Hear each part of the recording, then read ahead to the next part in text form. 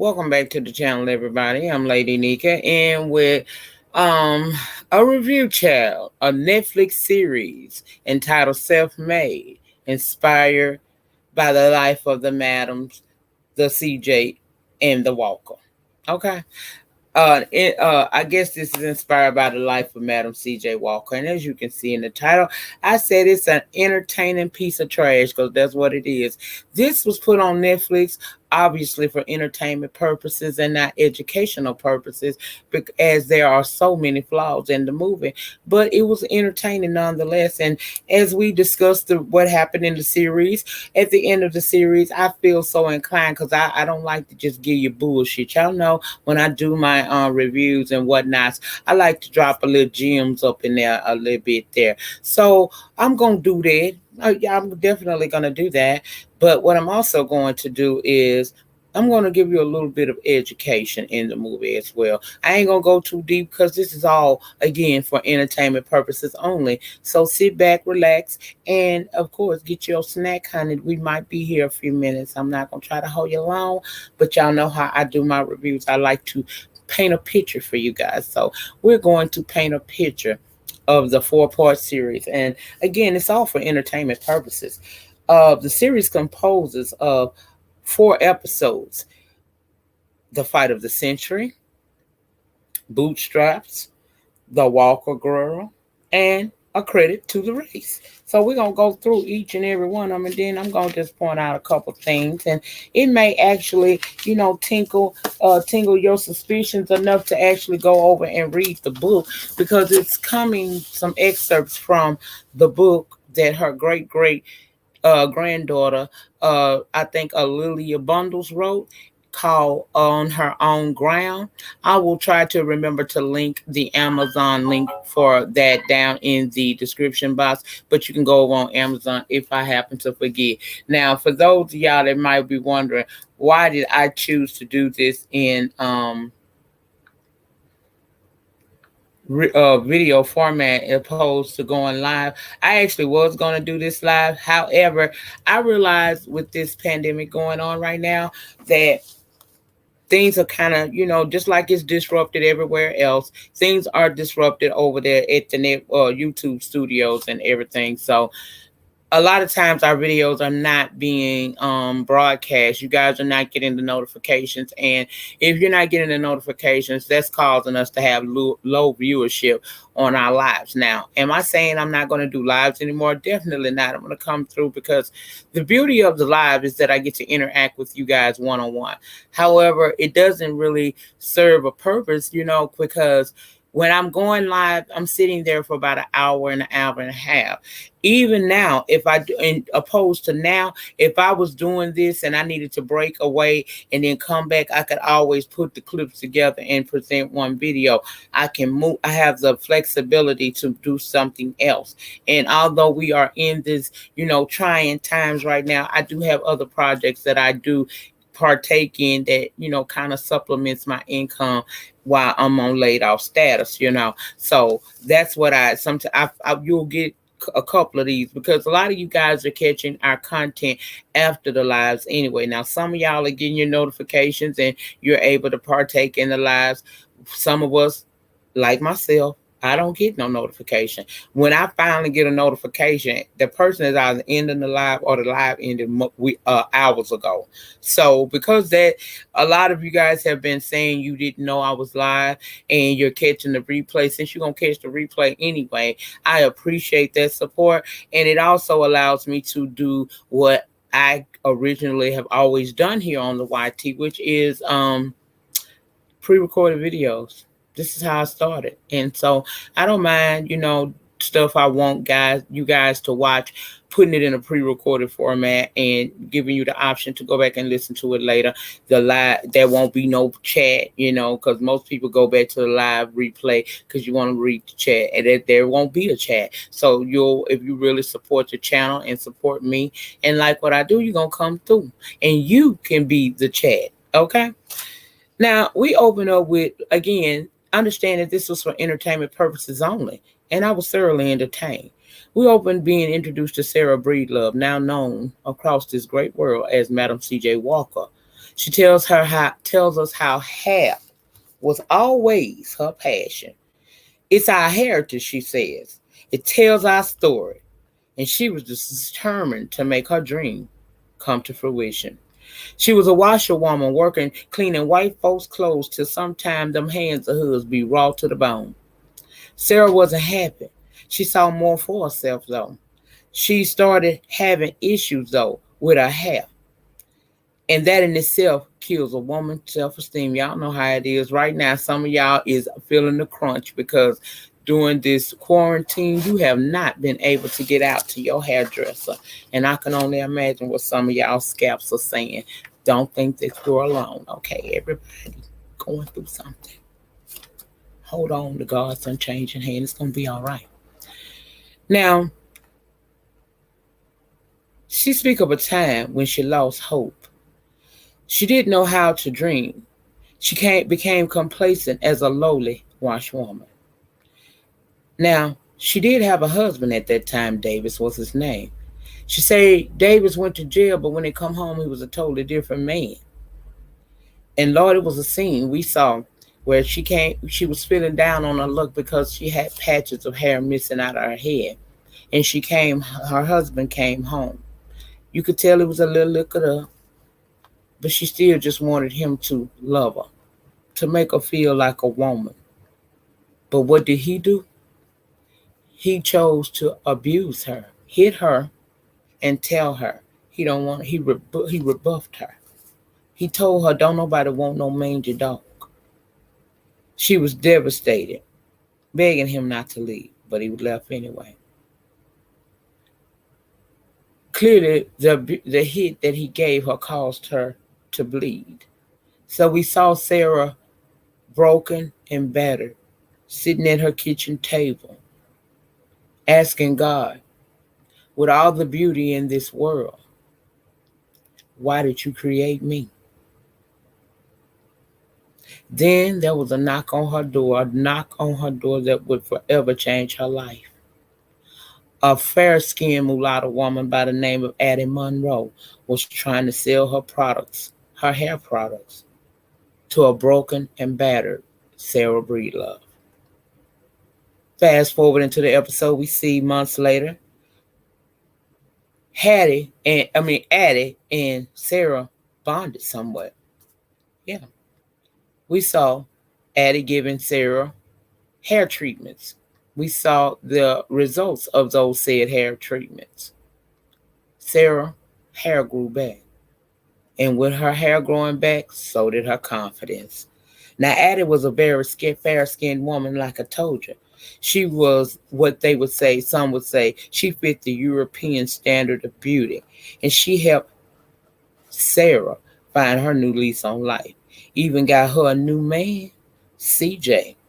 And she say CJ treat her right. Now, so now she has her self-esteem back.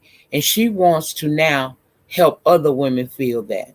She wants to work as a seller for Addie because she thought she and Addie had formed a bond.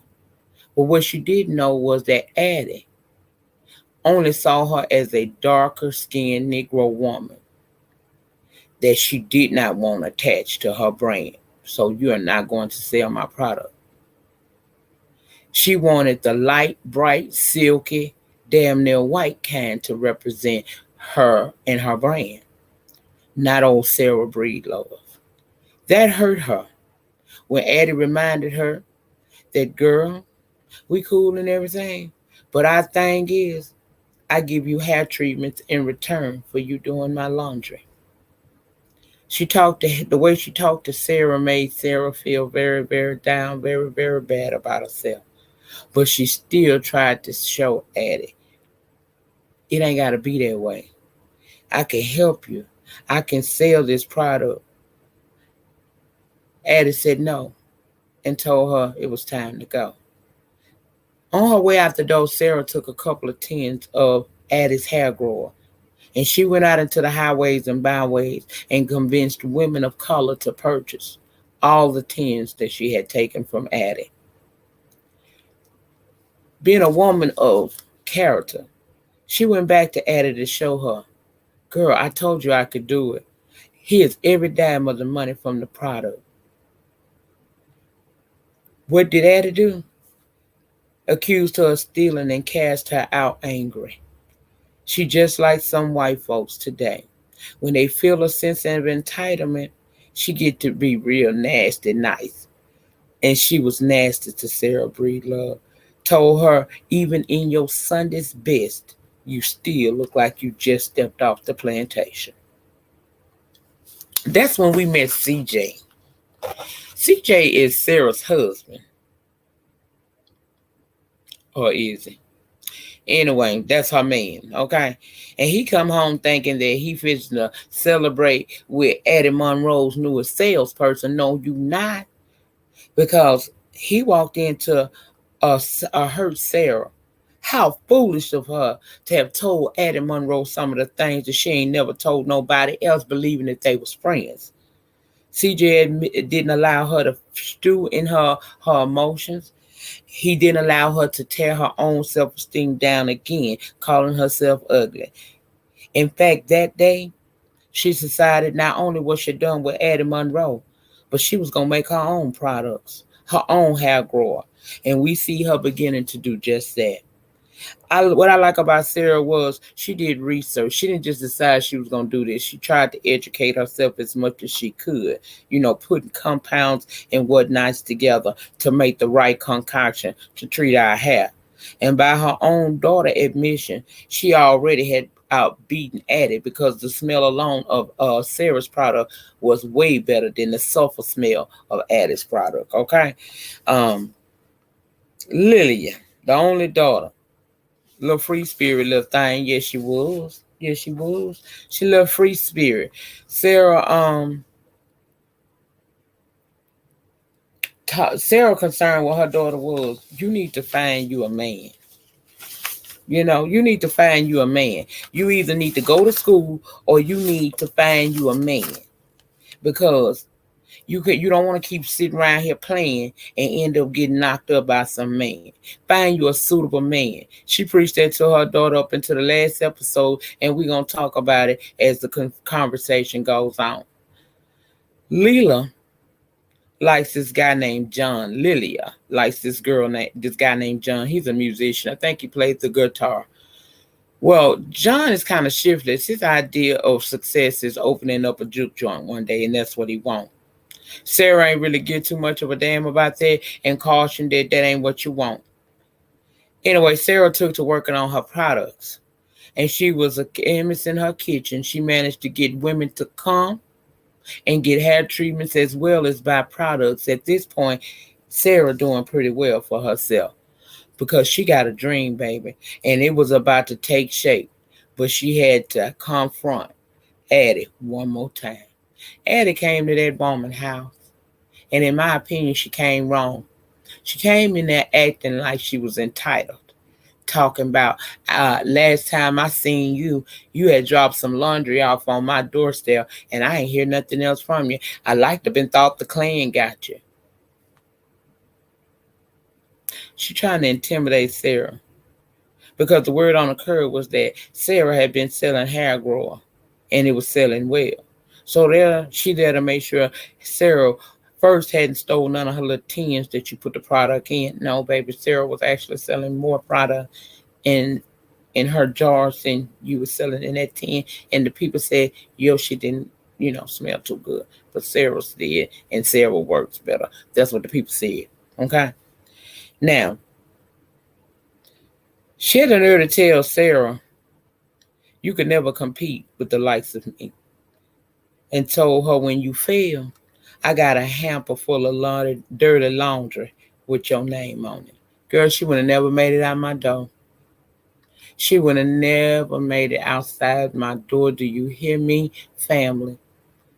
It's one thing to talk trash to me in the streets, but when you come into my compound, my domain, and you think you going to talk trash, baby, I got something for you, okay? I got something for you. I loves me a trash talker inside the house. You a crazy one too, but nevertheless, that's what she said. Now, at the beginning and throughout this series, you see Sarah being in a ring, suited and booted on Reddit. And after that encounter with Addie, we see it's Sarah who is in the ring, and this time she'll going against Addie, and she ready to fight, figuratively and literally. Sarah's sister-in-law, JC's sister Peggy, sent her some money. Ordered 20 jars of her miracle, her hair grower. Sure did. Her and CJ discussed, how Indianapolis is starting to be a premier spot for black folks, and whatnot. I guess a company died out or quit or something like that. The long short of that is she want to move to Indianapolis. Now, she brought up his daddy, Cleophas, and said that she wanted him. How was he being taken care of? It's just his CJ's sister Peggy to take care of him. Is he being seen to by right? CJ made it clear that he ain't want to move to no Indianapolis. He said, I don't want to move out of St. Louis. Well, the next scene we saw after he gave her a hard no, we ain't moving. I love you, but I ain't moving. We saw him at the train station getting ready to move to Indianapolis, waiting on Lilia, who shows up with that shiftless ass John, but she done got married. She's thinking that I did what you told me. You said marry me a suitable man. Girl, your mama said marry a suitable man, not that trash. So they get to Indianapolis. They set up shop. We meet Cleophas and Peggy, CJ's sister and daddy. We also see hold on. In Indianapolis, we see Sarah set up a shop making her product with the help of now Cleophas John Peggy. While his shiftless ass still got his mind on a juke joint, he not thinking about getting no job so that he can kind of like help out or nothing. So they don't put him to work. It seems he's a bit lazy and ungrateful. I don't like him. Now CJ has taken on being Sarah's salesperson. He's doing the ads for her advertisement for her new business in the area. He wants to do flyers and kind of lines saying that the customer's hair will be smooth and silky. And to Sarah, that's not her story. That ain't what they're going to get when they leave here. That's what she want on her products. She want her products geared towards the truth. She want more realistic, more honest, and CJ said he was going to make it happen. Now, we see her and her daughter, Lilia, handing out flyers as she once again urging her daughter to pursue her dreams of her own and learn the business, pursue something. Lilia said hair may not be her dream. Plus, her and John might find a barn outside of town soon, and they'll be able to open up that juke joint.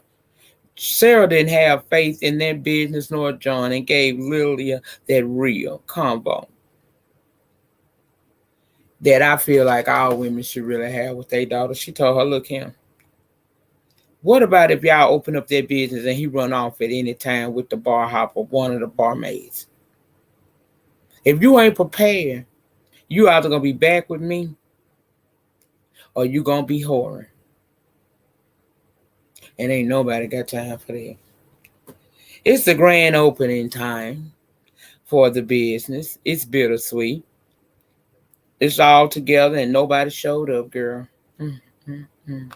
Now, at the grand opening, Sarah waited all day long.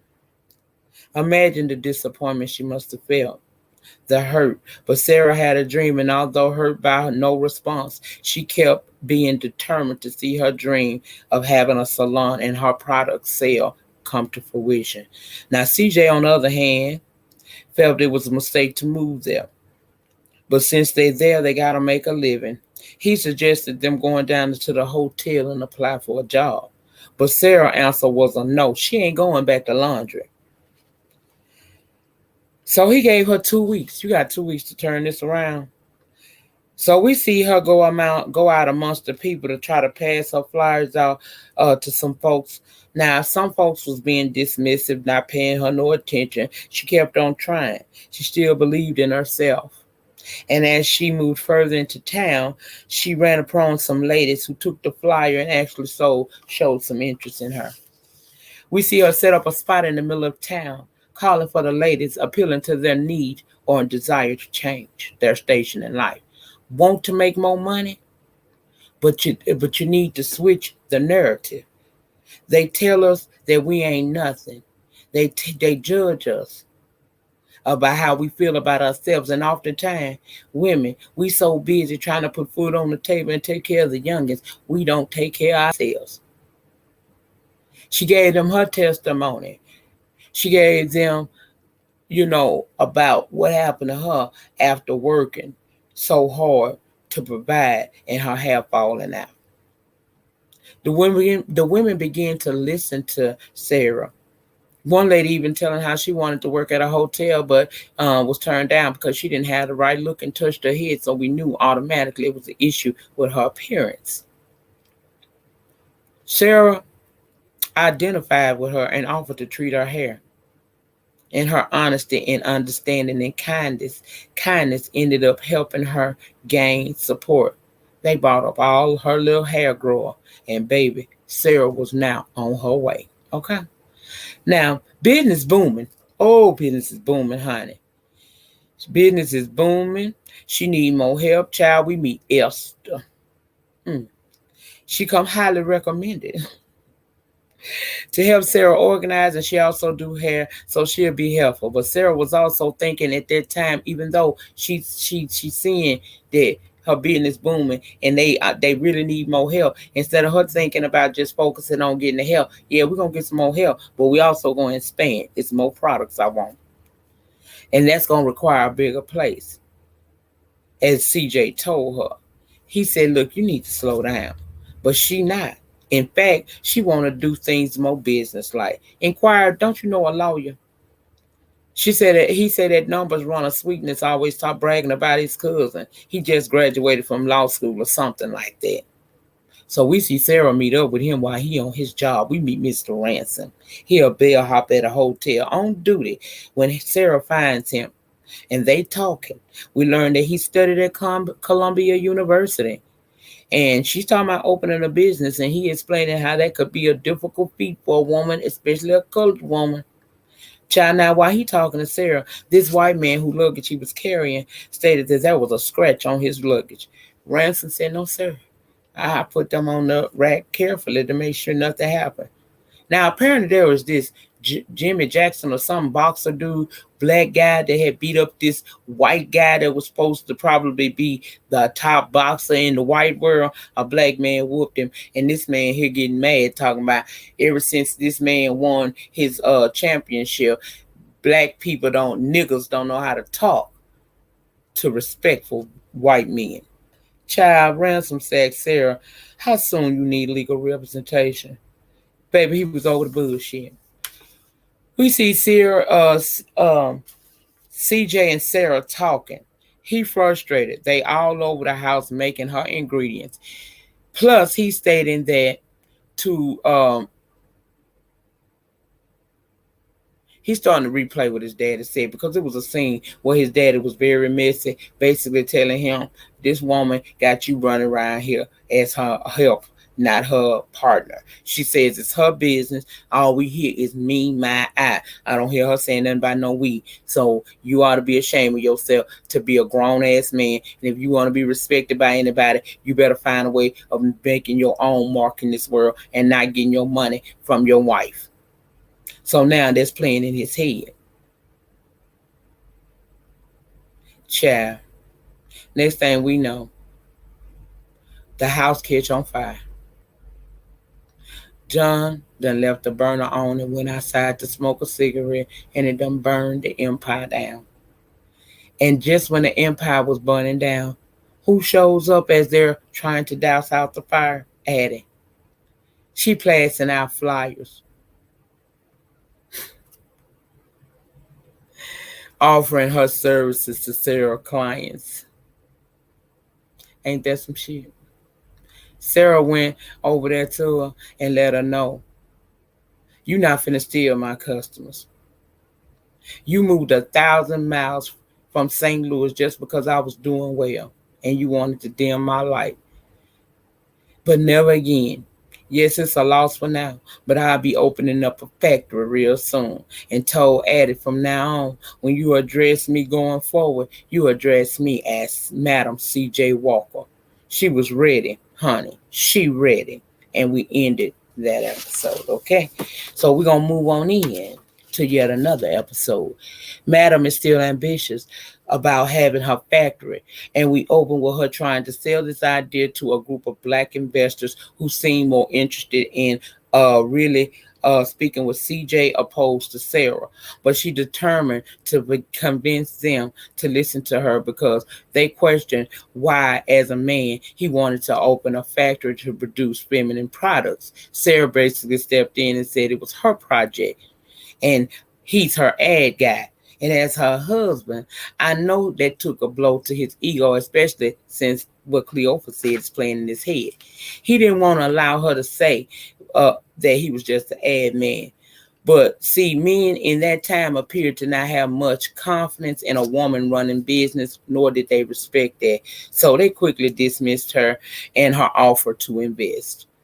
Then that's when Sarah decided to get the most recognized Negro to endorse her, and that was Mr. Booker T. Washington. She was determined to get to Booker, and Ransom wife Nettie had an idea of how to get Booker to, despite CJ offering to try to help. She said she wanted to do it herself. In fact, she said to him, it's her company. Now, that's what she did want JC. Now, what she did want JC to do was to get tickets to the event that he was going to be, because he was going to be doing a lecture or something like that. And in that lecture, he would call certain black business people up and then, basically give them a chance to speak about their business and basically endorse them in that moment. And usually if you get that kind of endorsement, you in there, okay? Well, anyway, she wants CJ to get tickets to that, okay? John still lazy and shiftless, refusing to accept responsibility for absolutely burning down Sarah's place. Apparently, Lilia at the point was fed up with him too, because it seems that her and Esther have this underlying attraction going on. Apparently, Booker's wife is coming to town with her husband, okay? And Nettie think that maybe they could try to work to get her in, and Ransom got an old buddy that also works with Booker T. Washington, so she optimistic that she'll get in to see Booker. But Warren's raising 10K. They both optimistic, her and Ransom. Raising 10K is gonna be a feat, but you need a plan B. Allow JC to go to talk to the mortician Theodore. Now they done already decided. I'm gonna go talk to the wives and see if I can get her to talk to her husband. We also gonna have Ransom homeboy Emmett, who's supposed to work with Booker T, try to get me in to speak with him. But we need a plan B because $10,000 is a lot. Ransom suggested going back and talking to that group of investors, namely Theodore. He's the mortician and the most respected and richest man in the city. If you get him involved, the rest of the men, the investors, will come. He said since CJ, she decides she gonna go over there anyway. Go over there, and he tried to rape her. So she go home, devastated. He didn't get her, but he tried to. Cleophas see her and tell her that she gonna be okay, but not to see her tell CJ because it won't end well. So she never told him that man Theodore tried to rape her. Child, ain't no, I would have told it in the name. Okay. CJ comes home. He says he got three tickets to see Booker T. Washington. CJ wanted to take John, not Sarah. He said that she don't need a ticket because all the wives congregate in the kitchen and make refreshments. But see, Sarah not about to be making no refreshments. She ain't trying to do that. She ain't can't make no connection in no kitchen. She want to sit in the lecture hall with the rest of the business owners and men and tells John, you ain't going. Now, she insisted that she's going despite, uh, you know, even though the fact that she don't always agree with Booker T. He has had some he had some beliefs that she didn't really necessarily care for, but she did admire him for starting the Tuskegee Institute, so she was cool with him on that. Okay. She said John sent John in the town to get paint. He run in the attic. She's super friendly, offering him to come inside so she can try to pry info out of him. Okay. But he didn't take the bait that time. Okay. As much as he hates Sarah, he complained about her. He said she'll never help him with his business. But at that point, he hasn't turned on Sarah yet and tried to tell her that. He and added dubbed Sarah Madam Pigfit at that point and thought that shit was funny. Mm, mm, mm. He did overtalk a little bit while he was there. He told Addie about Sarah wanting to walk into the men's conference and get an endorsement from Booker T. He said he can't stand her. She offered him, if you come up with some more info, I'll be willing to pay.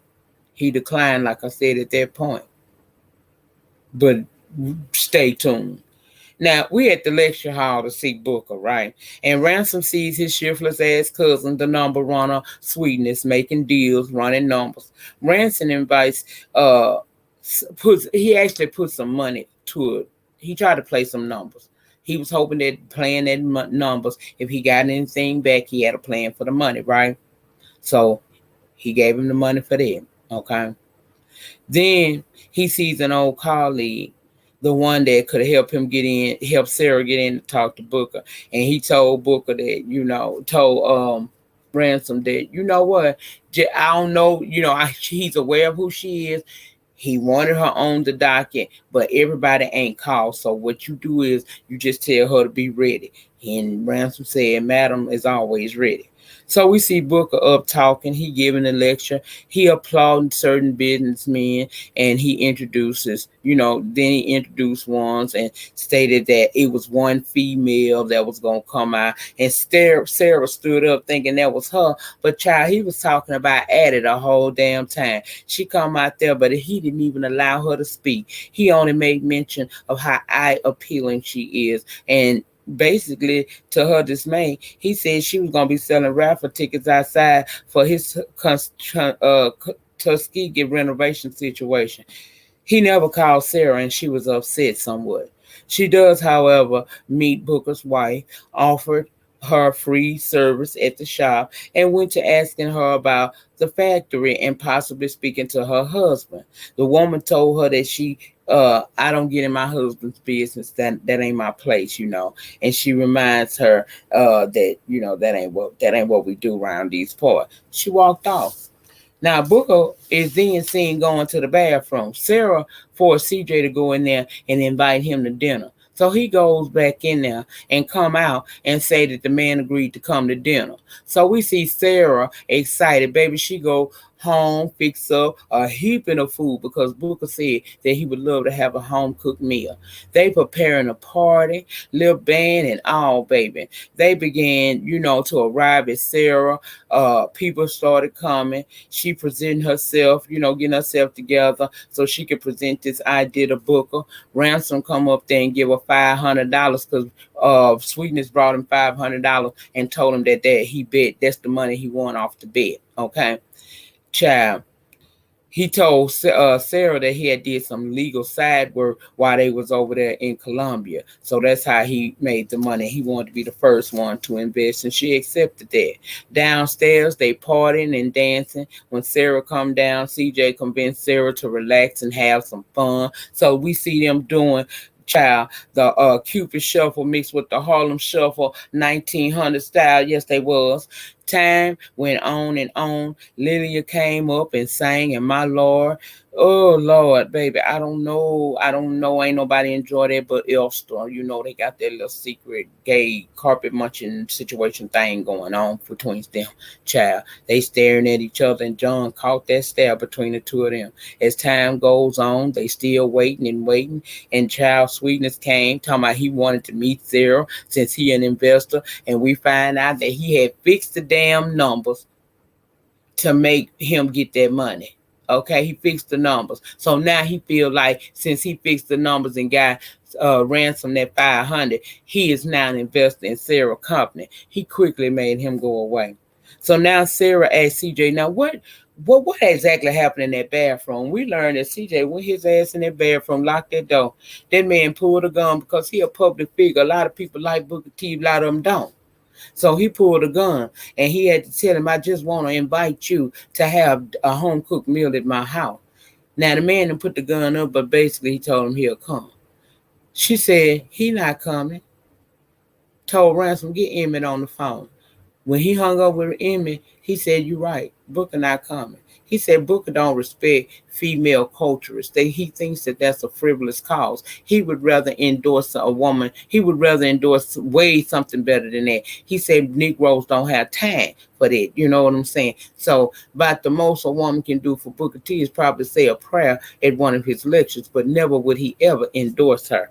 And at that point, Sarah is pissed. She put everybody out and told CJ, get out of my face. Child. Later, Nettie letting Ransom have it for not involving Sweetness in Sarah's reputable business and warns him, you better tell her. He said he would. Meanwhile, Elsa and Lilia getting more and more cozy all the time, talking about taking photos and whatnots with each other. I said, what else gonna do, honey? Hold on. Now, at that point, I know Sarah was upset, okay? But girl, you was over there killing that food, honey. You had all kinds of fat, bad collard greens, hog maws, and cornbread and everything else over there, girl. You just eat. Meanwhile, old light-skinned Dora, who's supposed to be one of Sarah's top salespeople, is trying to convince CJ to go out opposed to trying to stay home and comfort his wife. Especially since he caused the problem. Now, at this point, I'm confused. Because if you know that she got an issue with these mulatto-like women because of Addie, why would you even? But he goes. Mm-hmm. They down there to join dancing all inappropriate, like when John come up in there and ask, had anybody seen Lilia? That old miss ass light-skinned Dora gonna say, I seen her with that boy Esther. Sarah at home stress eating still. While her peen about to be stolen from her. Then she decides to go see Booker White. See, Eden and still gave her an idea, child. She was inspired.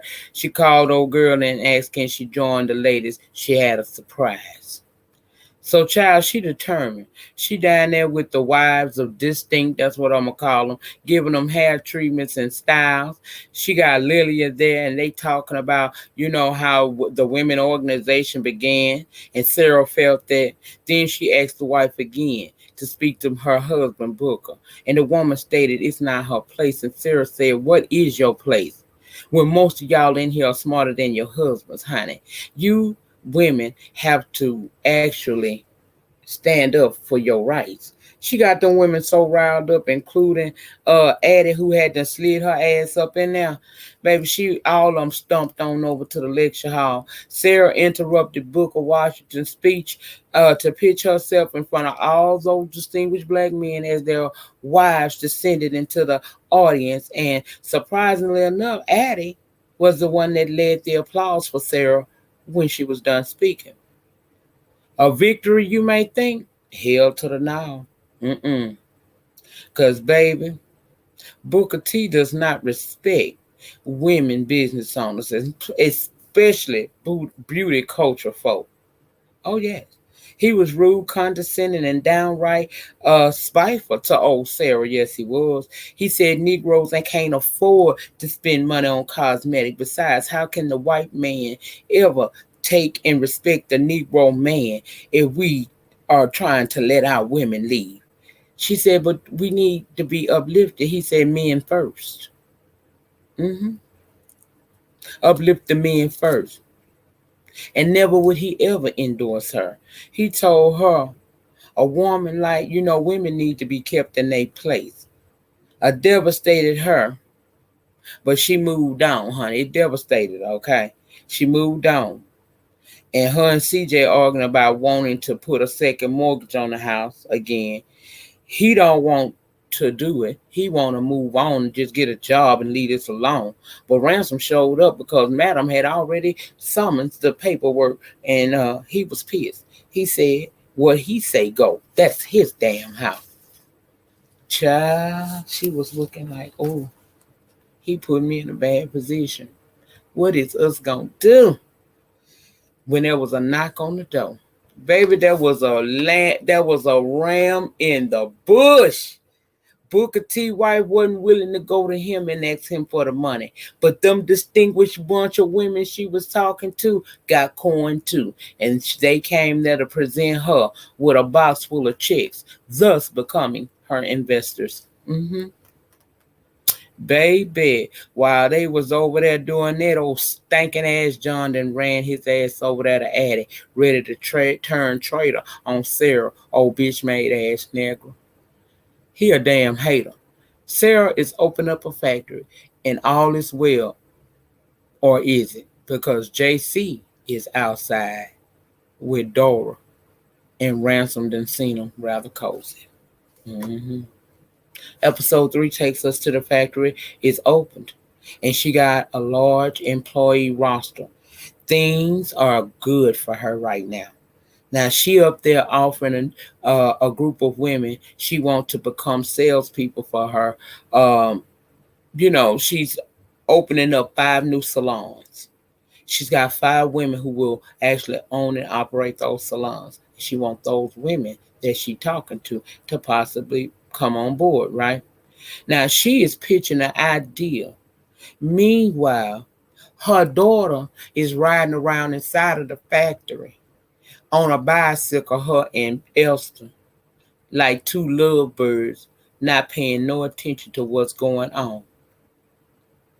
You would think that she would be paying attention to her mama trying to grow the empire, practicing, learning to ride a bicycle with your purse bumping companion, to the point you cause a loud commotion by falling your ignorant ass off the bicycle in the middle of her pitch. Child.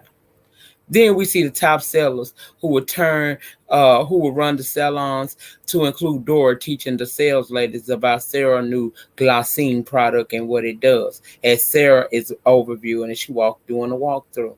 Run up on John ass snooping, trying to find out the ingredients to her product, because that's what the hell Addie want him to do. She called him and told him what he doing. He said nothing. She said, you up to something, I don't know what it is, but I got my good eye on you. Now, CJ done got these ad proposals for Sarah's new ad campaigns for the new salon. He wants to incorporate the Walker girl. Sarah not impressed with that look of that woman. All Sarah was seeing was an ad when she was looking at that woman and hearing it. She just interrupted him to say they going to New York because she wasn't trying to hear that. Now, CJ thought that was a vacation. No, baby. It's to meet up with this man that negotiates sales for the 10 cent a less though, and she trying to get her glycines on their shelf. So he pissed off because he talking about that when they gonna stop, basically. But CJ he want to have, I guess he wants some time, child. He crying out for attention, but her ambition won't let her hear right now. See, glycine could be the first colored product in his stores. CJ said that they already opened 5 new salons. How? When will they ever not be working? She ain't pay that shit no mind, so she was going to pack and told him that the ad slogan should be a Walker girl and change the whole wide world instead of changing whatever the fuck he said. Ransom still ain't told Sarah about sweetness. And Nettie warned him that you better get that shit together and tell her, cause this better not make you lose this job. Child, we also learned more about Addie, baby. She called this lady that she calls Medea. Straight off the plantation, child. Straight off the damn plantation. The lady wanted more money and said money shouldn't be hard for a high yellow gal like her. She ain't hearing had Addie saying that the business is kind of falling out because this woman is competing with her and she really doing her thing. She didn't get it. She told her girl, life should be easy for you. You shouldn't have no problem doing anything. If somebody coming for you, then you need to compete with her.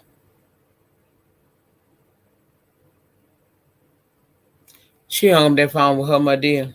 And two things I learned in that moment. I said, oh, I see now. I understand. I understand why Addie act like she act toward women that look like Sarah. It's too much of a reminder of herself. Mm-hmm. Mm-hmm. She got off that phone and called Dora. And basically what's going to happen is Dora is going to go behind Sarah's back. While she's in New York, Sarah is going to be back home in Indianapolis basically trying to pilfer her sales associates over to working for her, for Addie. She's going to get Addie. Addie's going to get Dora to come on board with her. Sarah is going to find out about it. She's also going to catch her husband sleeping with this woman and put him what we like to call the fuck out. Nothing stopped her. She opened up her salons. She opened up her salons in Harlem. Lily got about her business and actually started doing it. Everything in the world was working out in this woman's favor. Yes, CJ was still messing around with Dora. He would show up from time to time only to be dismissed. Sarah was not stupid. Sarah had heard in the streets that she was actually going around trying to use the Madam C.J. Walker name. But she is Madam C.J. Walker, and she had not yet divorced C.J. yet, okay? Addie, by way of C.J. Big Mouth, because he felt some kind of way that he got suited and booted up out of Sarah's life for cheating, went and told Dora that Sarah actually stole Addie's formula. So now Addie is calling, saying she is going to call get a chemist and her lawyer and check the products in Madam C.J. Walker's products, and if they match, she's going to shut her down. Madam C.J. Walker is not worried about that, but she let C.J. know, I know you told. She said, I could have put up with anything you did, but you know my story. You know how that woman looking like that type of woman was going to make me feel. Now, she didn't stop in her pursuit to continue her business and to flourish. Oh, hell no. But she did stop to let him know, I see you, what you did to me, and it ain't cool. He apologized and said, I did these things because you made me feel like I wasn't nobody. I felt like I was walking behind you and not with you. People saw me as Mr. Madam C.J. Walker. As painful as that was, it's even more so painful to not be with you. Child, Madam ain't had no dick in a while. She went head on laid with that man, got herself confused and got up and left, child. In all of this going on, Madam C.J. Walker has been diagnosed with a kidney disease and she has 1 year to live. So she now decides before she leaves, she wants to control the narrative of how she is remembered. She wants to have a national convention at her house, have all 10,000 of her employees meet together. They can't find a venue, but they did find the opportunity to do it at her house. Lydia was still living footloose and fancy free. Her and Esther are obviously a couple. They mess around. They want to move off to Paris, but she know her mama need her right now. She don't know her mama sick yet, but she know she ain't ready to walk away from her mama. So she telling the girl, just be patient with me. She say, my mama trying to work on this situation and get her glossines in this store. Years ago, she had a chance to get her glossine in this $10 or less store, but CJ messed it up being a drunkard bastard and being a hater. Come to find out, Esther know the damn daughter of the CEO of the damn place. She done hooked up a meeting, thinking that if we get Sarah what she want, then I can get Lilia and we can go and live our best good life. Yeah, she got the contract, but Lilia ends up breaking up with her because Madam tells her, I have cancer. I have liver disease. I'm sick. I'm dying. I need you to get focused. I need an heir, a legacy to this. Pushed her into dating other men as we still got this conference together. The day of the conference, everything's just beautiful. She done pitched the house up. We done met a beautiful model girl who was going to be, I guess, the model girl for the glossine. Barry May. Barry May, my daddy died, left the mama with 7 kids to raise. They fell on hard times, and Lydia basically took her in. And plus, the little girl's interested in going to Spelman College. And next door lives Rockefeller, although Madam has never met him. The day of the convention, some of her saleswomen protested. They wanted her not to put those products in the stores, because if you put the products in the stores, that means we're kind of obsolete. I need to feed my family. I can't wait a year for a percentage off of what you're making at these stores. Madam didn't know what to do. She ended up going over to Rockefellers and meeting him for the first time, and he told her, it's your job to tell them what they're going to do. If they don't want to get in line, fire them. That stirred something inside of her, because she ain't like this. She care about her people. And it was that day that she decided, she was gonna pull out of the deal with Saunders for the 10 cent or less glossine in them 10 cent or less stoves. She pulled out of that, and she also made a decision with her daughter. So her daughter sitting over there with a man she just was absolutely not feeling. She told her, "You live your life. You go ahead and live your life. You are my legacy. I love you. Live your life." Come to find out, Livia had decided to, because I don't think Livia ever thought she was going to be able to have no kids. She done taught Fairy May mama into letting them stay with them. So she basically is going to be adopted by this girl. And she ended up going to Spelman College. That's what she wanted to do, right? CJ ended up getting a divorce from Madam and getting with Dora, opening up a business, and it didn't last long at all. The relationship or the marriage didn't last that long, child. Madam C.J. Walker went on to, be a philanthropist, an activist. She donated a lot of money. She donated a lot of money to a lot of HBCUs and whatnots like that. She was a credit to the people. Let me see. Yeah, Madam Daughter is John.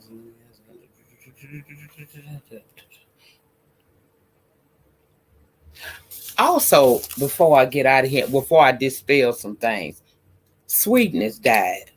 Sweetness had started checking in on Nettie and the kid, Ransom, wife and child, while he was over there in New York working with Madam. Went into an ice cream shop one day. Little white boy knocked his ice cream over, and Sweetness told him to apologize. Little boy got mad when told his daddy that the colored man talked to him a certain kind of way. Even though he didn't mix words with the boy, the man got mad, came back, and they ended up lynching Sweetness. Lynching poor little Sweetness. So now Ransom got to go back to Indianapolis, and Madam accompanies him. We see him at the funeral. You know, back in them days, they used to have a funeral where they have the coffins in the house. So we see her in there, and she turned around, getting ready to walk toward the door, and CJ came in. She had a smile on her face until Dora popped up on the side of him. And I think that's the moment that she let him go in her heart completely. Before she can get to the train station, Addie come up to her and she tell her, girl, look, okay, I stole your ingredients, so I made it better. I wanted to work with you in the first place, but you didn't want to work with me. She said, what do you want from me? At a time when white folks around here killing us, we don't need to be fussing over stuff that don't matter. What difference would it make? And basically, Addie walked off.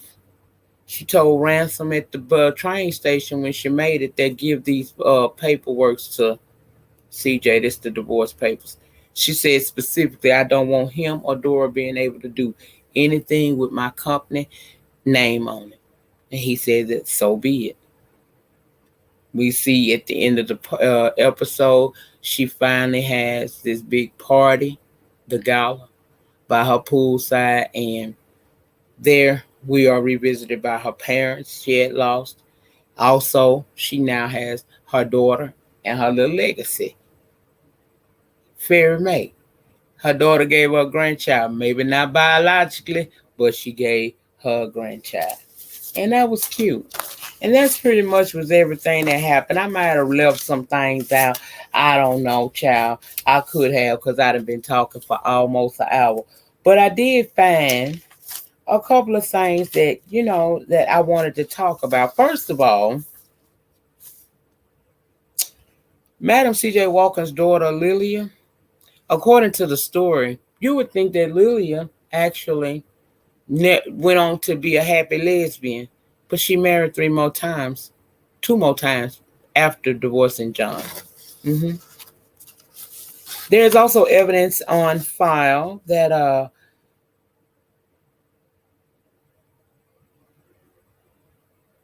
John CJ was not the pushover that he was portrayed to be in the movie. He was quite the opposite. They had the same ambition level with one another. They did. They matched. He was the yin to her yang.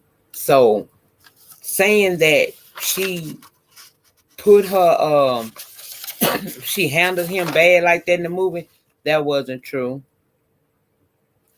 Also, the lady who played Addie Monroe,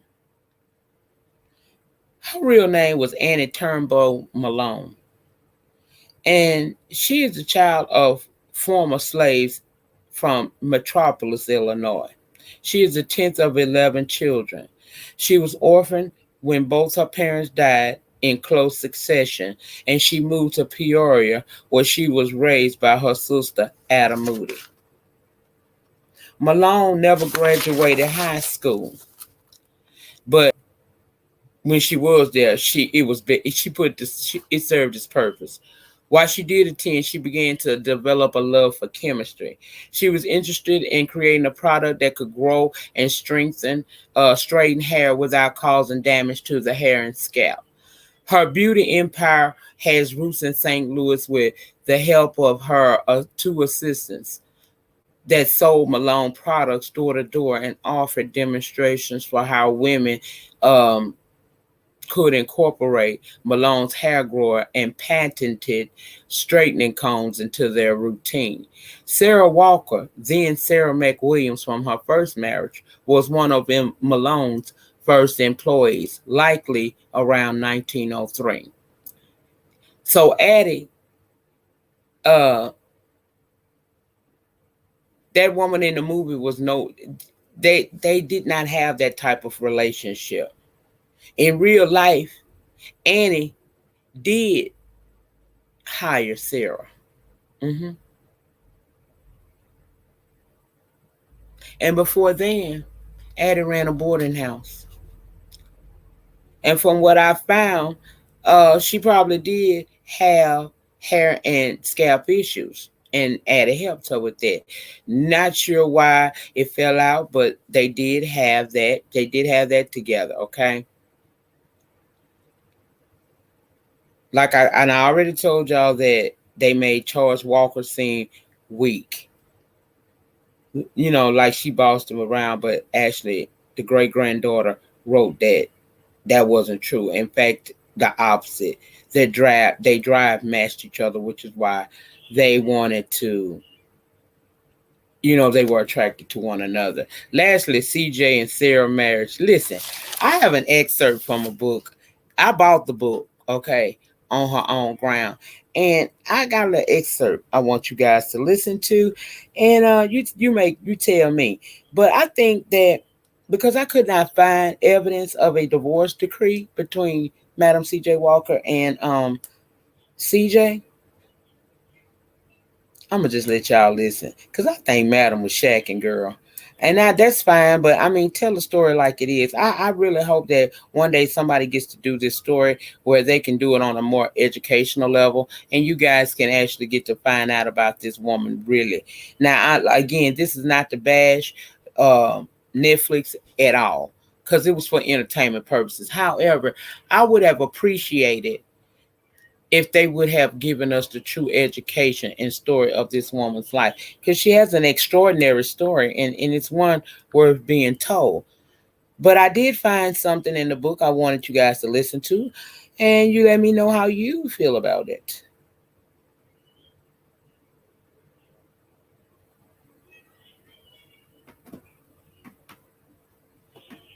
St. Louis legal documents several years later. And though Delilah Gibbons would later sign an affidavit attesting to Sarah's nuptials, a Denver attorney swore that he was positively unable to find any trace of a marriage license issued to either CJ or Charles Joseph Walker after combing all relevant Arapahoe County records between 1867 and 1915. Sarah and CJ apparently gambled that this vexing oversight would have no consequence, that Davis would exact no price, and for a very long time, it seemed they were right. Less than 2 weeks after Sarah had St. Louis legal documents several years later, and though Delilah Gibbons would later sign an affidavit attesting to Sarah's nuptials, a Denver attorney swore that he was positively unable to find any trace of a marriage license issued to either CJ or Charles Joseph Walker after combing all relevant Arapahoe County records between 1867 and 1915. Sarah and CJ apparently gambled that this vexing oversight would have no consequence, that Davis would exact no price, and for a very long time, it seemed they were right. Now, I'm gonna tell you this. I just did the research. Okay, it doesn't really matter, but like I said, this movie was done for entertainment purposes, okay? And that is the way we are going to do it. That's how we're going to view it. I hope that maybe in the future someone will take her life story and actually give it to us in an educational format so that we can learn and teach our generations to come about this woman that the Guinness Book of World Record calls.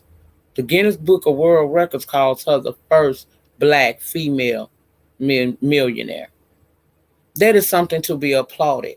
It was a lot of dynamics to Madam C.J. Walker that were not even touched in this adaptation, because that's what I say. It's just an adaptation. It's just excerpts of her life, not everything.